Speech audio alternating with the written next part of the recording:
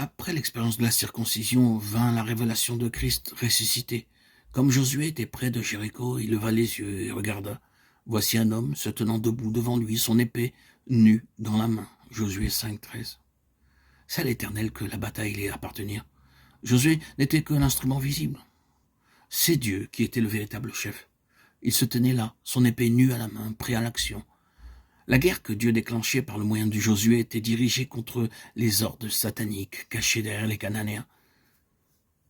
Ceux-ci pratiquaient la sorcellerie, la magie, et plusieurs d'entre eux avaient communion avec les esprits familiers, avec les démons.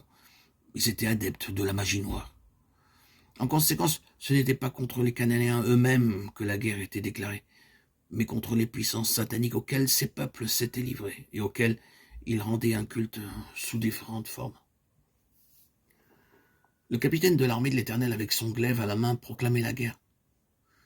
Voulez-vous aussi la proclamer? Pauvre mortel, faible et insignifiant, qu'êtes-vous? Rien en vérité. Mais la puissance appartient au divin capitaine. Si vous reconnaissez en lui le chef qui dirige les combats contre le péché, contre Satan et contre tout ce qui s'oppose à Christ, lors même que vous ne seriez qu'un fétu de paille dans vos propres forces, vous pouvez du moins être un obstacle de plus qui se dresse sur le chemin de l'ennemi, qui s'oppose à lui.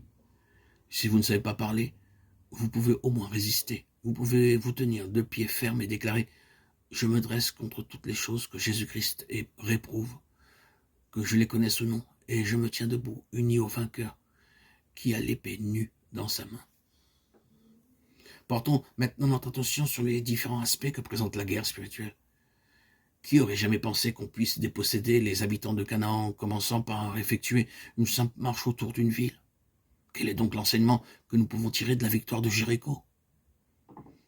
Elle semble être une illustration de ce qu'est la prière victorieuse. Observez les guerriers faisant le tour de la cité. Un spectateur eut des raisons de dire « Quel gens insensé !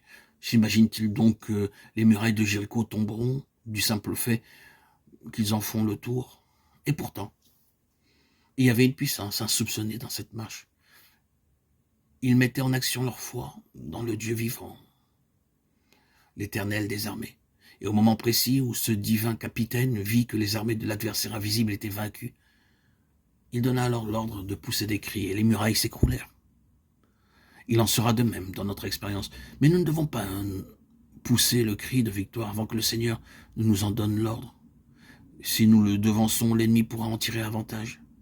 Nous arrive quelquefois d'être si débordants de joie quand nous voyons que les murailles de nos Jéricho commencent à s'ébranler, que nous les proclamons prématurément renversées, alors qu'en réalité, nous n'avons fait qu'apercevoir quelques indices indiquant qu'elles commençaient à être ébranlées. Nous cessons alors de prier et l'ennemi gagne la bataille.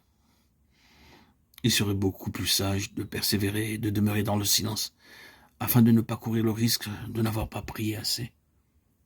Jéricho nous parle du triomphe par la prière et nous enseigne à prendre une attitude positive de foi en face des puissantes forteresses de l'ennemi qu'elle préfigure.